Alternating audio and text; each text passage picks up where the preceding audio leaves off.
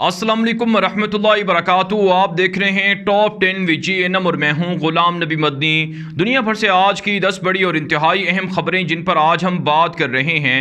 नाज़रीन किराम, आज 5 मई 2021 है और आज दिन है बुध का। ये टॉप 10 VGNM का दोपहर का बुलेटिन है। खबरों का सिलसिला शुरू कर लेते हैं। जो आज की पहली बड़ी खबर है यह नाज़रीन काम अफगानिस्तान के मामलात के हवाले से है।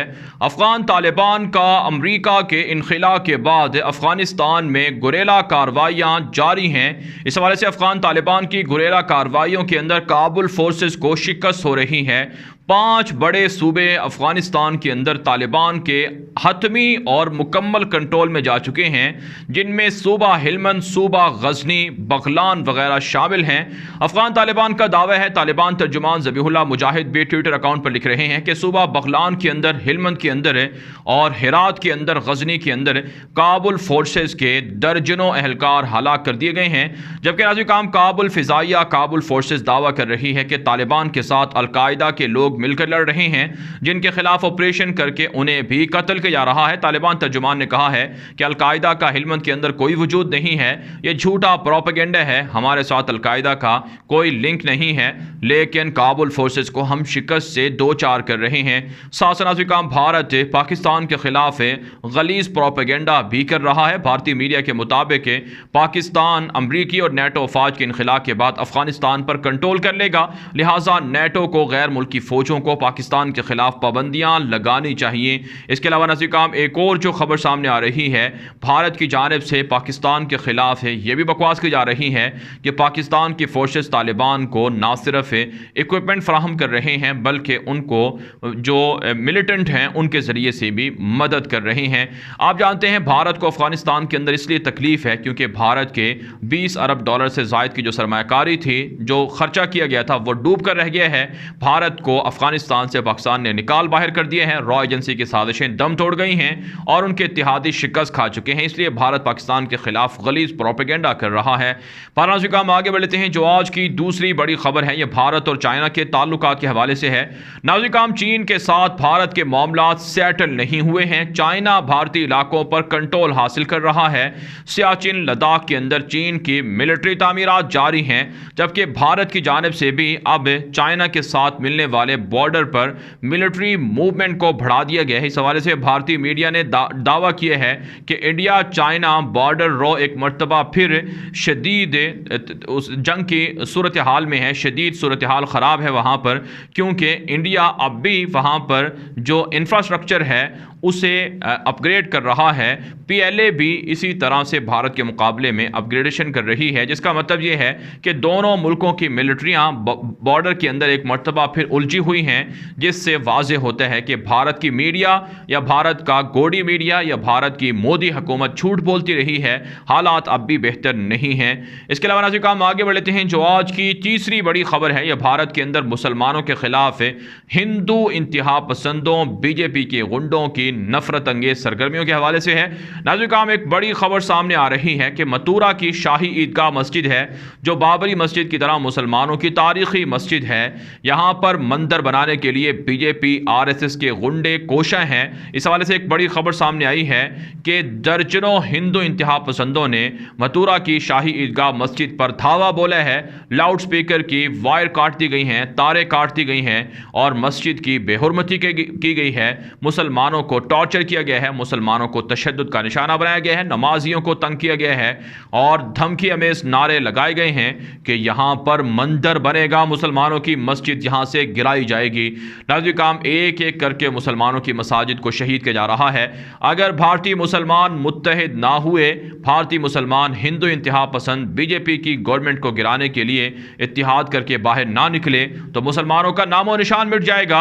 इसलिए भारत के अंदर मुसलमानों को बाहर निकलना होगा, BJP की गुंडा हुकूमत को गिराना होगा ताकि वहां मुसलमानों की मसाजिद को शहीद ना किया जाए। इसके अलावा नाज़रीन काम जो एक और अच्छी खबर सामने आ रही है वो ये है कि नाज़रीन काम मुसलमानों ने जो भारत की 5 रियासतों के अंदर रियासती इंतखाबात हुए हैं उनमें कामयाबियां समेटी हैं। इस हवाले से जो खबर सामने आ रही है कि 98 मुस्लिम्स कैंडिडेट थे जिन्होंने जो 5 स्टेट्स थी, 5 बड़ी रियासतें थी, वहाँ पर इलेक्शन जीते हैं। इस हवाले से खबर में कहा गया है, रिपोर्ट में कहा गया है कि वेस्ट बंगाल के अंदर 37 मुसलमान जीतने में कामयाब हुए हैं, आसाम के अंदर 32 मुसलमान जीते हैं, केरला के अंदर 23 मुसलमान जीते हैं, तमिलनाडु के अंदर 5 मुसलमान और पुडुचेरी के अंदर 1 मुसलमान ने सीट जीती है। इसका मतलब यह है कि अगर मुसलमान हातमी तौर पर इरादा कर लें, अज़म कर लें कि उन्होंने लड़ना है, तो उन्हें फतह से कोई नहीं रोक सकता है, उनके मुखालिफिन को शिकस्त से कोई नहीं बचा सकता है। लेकिन मुसलमानों को हिम्मत करनी होगी, बाहर निकलना होगा और हिंदू इंतहा पसंदों की बीजेपी गवर्नमेंट के खिलाफ आवाज़ बुलंद करनी होगी, तहरीक चलानी होगी। बहरहाल काम आगे बढ़ लेते हैं। जो आज की चौथी बड़ी खबर है, यह मकबूजा कश्मीर से है। नाज़रीन, मकबूजा कश्मीर के अंदर शादी की एक तकरीब में भारतीय फौज ने ओपन फायरिंग कर दी है, जिसके नतीजे में मुतअद्दिद शादी में शरीक अफराद ज़ख्मी हो गए हैं। आप जानते हैं भारतीय फौज मुसलसल कश्मीर के अंदर लोगों पर जुल्म कर रही है, कश्मीरियों को हिरासा कर रही है, रोज़ाना की बुनियाद पर कश्मीरियों को शहीद किया जा रहा है। इसी तरह से नाज़रीन काम एक और ख़बर सामने आ रही है कि हुर्रियत कायदीन को बहुत सी तकलीफ़ों का मसला है, बहुत सी अमराज लाहिक हैं, लेकिन उन्हें भी जेलों से रिहा नहीं किया जा रहा है। ताज़ा कार्रवाइयों के अंदर भारतीय फौज ने मजीद 4 कश्मीरी नौजवानों को भी गिरफ्तार किए हैं। सर्च ऑपरेशन के नाम पर माह रमज़ान में घरों के तक़द्दुस को पामाल किया जा रहा है, मसाजिद के अंदर लोगों को हिरासा किया जा रहा है और कोरोना वबा के बढ़ते हुए केसेस पर जो सूरत हाल है वो भी कंट्रोल से बाहर है। हुकूमत सहूलियात देने में नाकाम नजर आ रही है। आगे बढ़ने को हम जो आज की 5वीं बड़ी खबर है, ये तुर्की से है। नाज़रीन, तुर्की के अंदर दहशत गर्दों के खिलाफ कामयाब ऑपरेशन जारी है। इस हवाले से एक बड़ी खबर सामने आ रही है कि दाइश को फंडिंग करने वाले 16 अफराद को गिरफ्तार कर लिया गया है। फतहुल्लाह गोलन की शिद्दत पसंद तंजीम के खिलाफ भी क्रैकडाउन जारी है और मुतअद्दिद जो फतहुल्लाह गोलन से मुंसलिक दहशत गर्द थे उन्हें भी गिरफ्तार किया गया है। तैयब एर्दोगान ने कहा है कि हमारे मुल्क के अंदर इंतशार फैलाने वाले अनासर को बर्दाश्त नहीं किया जाएगा। हम अपने मुखालिफिन से कहते हैं कि अगर मुज़ाकरात करके ताल्लुकात बहाल करना चाहते हैं तो हम तैयार हैं, लेकिन बदमाशी, दहशत गर्दी और इंतहा पसंदी और धमकियाँ कबूल नहीं हैं। नाज़रीन आगे बढ़ लेते हैं। जो आज की 6ठी बड़ी खबर है, ये इसराइल और फ़लस्तीन से है।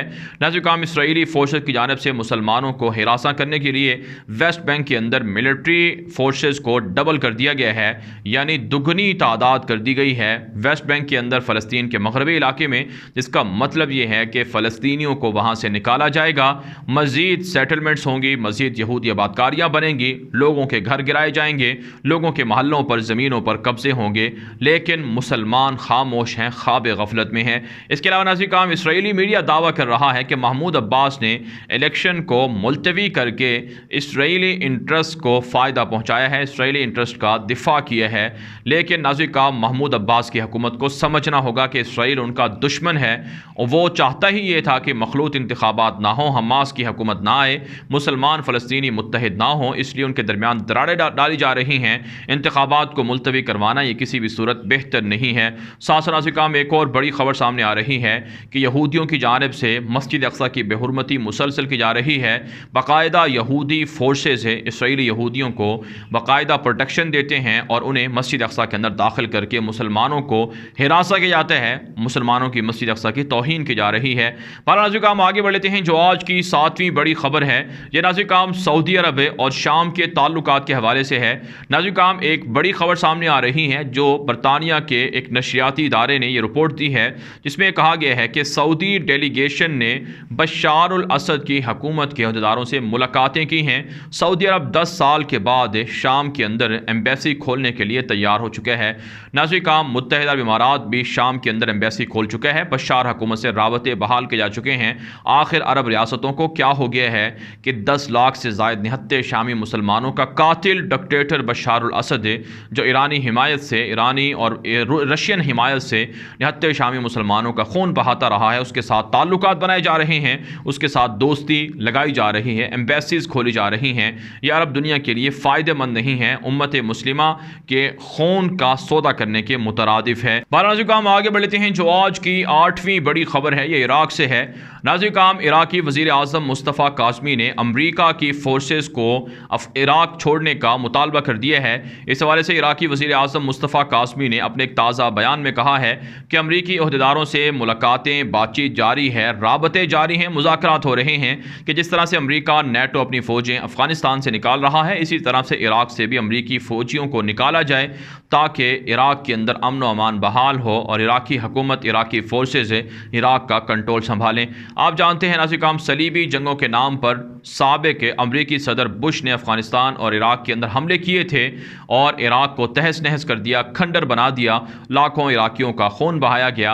लेकिन बिल आखिर इराक़ छोड़ने का मुतालबा अब किया जा रहा है ताकि इराक़ के अंदर अमरीकी बदमाशी ख़त्म हो, लोगों के मसाइल हल हों, खाना जंगी ख़त्म हो। इराक़ के अंदर अमरीकी कंधों पर सवार होकर जो ईरानी जंगजू वहाँ पर असर रसूख हासिल किए हुए हैं, इस सिलसिले को ख़त्म किया जाए, लोगों की माशी जो ज़रूरियात हैं वो पूरी की जाए। आप जानते हैं इराक़ के अंदर पेट्रोल और दीगर मादनियात को अमरीका लूट कर लेकर जा रहा है। पर नाज़रीन आगे बढ़ते हैं, जो आज की 9वीं बड़ी खबर है ये सूडान से है। नाज़रीन, सूडान के साबिक़ सदर उमर अल बशीर के दौर के लगे हुए जजेस को, वकला को और इसी तरह से जो ब्यूरोक्रेसी के लोग हैं, ब्यूरोक्रेट्स हैं और मिलिट्री के अंदर और दीगर इदारों के अंदर लोग हैं, उनको हटाने का सिलसिला जारी है। फ़ौजी हुकूमत की जानिब से मज़ीद 82 जजेस को मुअत्तल कर दिया गया है। उन पर शुबा था कि वो उमर अल बशीर की हिमायत कर रहे हैं, इसलिए उनको हटा दिया गया है। लेकिन आप जानते हैं फ़ौजी हुकूमत भी अवाम की मुश्किलात हल करने में नाकाम है। यही वजह है सूडान के अंदर गुर्बत, बेरोज़गारी ताहाल जारी है और सरहदी इलाकों के अंदर तनाज़े भी हैं।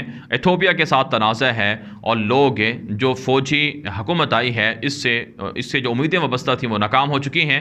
बिलखुसूस इसराइल के साथ सूडान ने ताल्लुकात कायम कर लिए हैं, जिससे इस्लाम पसंद सूडानी मुसलमान इंतहाई नाराज़ हैं और मुख्तलिफ सिटीज़ के अंदर, शहरों के अंदर मुजाहरे भी देखने में आ रहे हैं। नाज़रीन हम आगे बढ़ लेते हैं, जो आज की 10वीं बड़ी खबर है ये मुत्तहिदा इमारात और ईरान से है।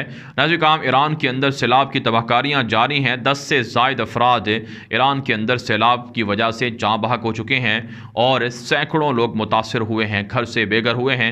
ईरान के अंदर पानी की किल्लत है, लेकिन जहाँ कहीं पानी है वहाँ पर नाज़रीन बारिशों के बाद तबाही फैल जाती है। कोई मुनासिब सहूलियात नहीं हैं, डैम नहीं हैं, जिसकी वजह से लोगों की ज़िंदगियाँ हर साल इसी तरह से ज़ाया हो जाती हैं। इसके अलावा नाज़रीन दुबई से खबर सामने आ रही है, यूएई से खबर सामने आ रही है कि टूरिज़म इंडस्ट्री को बहुत बड़ा नुकसान हुआ है। रवा साल 67% कमी देखी गई है। मुत्तहिदा इमारात के अंदर सियाहों की आमद में कोरोना वबा के बाद ना सिर्फ एमिरेट्स एयरलाइन को नुकसान हुआ है, बल्कि मुत्तहिदा इमारात के अंदर सियाहों की कमी की वजह से भी काफ़ी नुकसान हो रहा है। इसी तरह की खबरें नाज़रीन सऊदी अरब से भी सामने आ रही हैं कि सऊदी अरब को भी रवा साल $2 अरब का शॉर्टेज मिल रहा है इकॉनमी में, जिसका मतलब ये है कि सऊदी अरब के अंदर और दीगर मुल्कों के अंदर कोरोना की तबाहकारियों के बाद वहाँ मुआशी तौर पर भी बड़ा नुकसान हो रहा है। नाज़रीन दुनिया भर से थी आज की 10 बड़ी खबरें। इन खबरों के हवाले से आपकी क्या राय है? अपनी राय कमेंट के जरिए से ज़रूर हम तक पहुँचाएँ। मज़ीद खबरों के लिए आप हमारे ट्विटर अकाउंट सुनिए मेरे आगे ग़ुलाम नबी मदनी और हमारे नए फेसबुक पेज ग़ुलाम नबी मदनी को फॉलो कर लें। आज के लिए इतना ही, इजाज़त दीजिए। अल्लाह हाफिज़।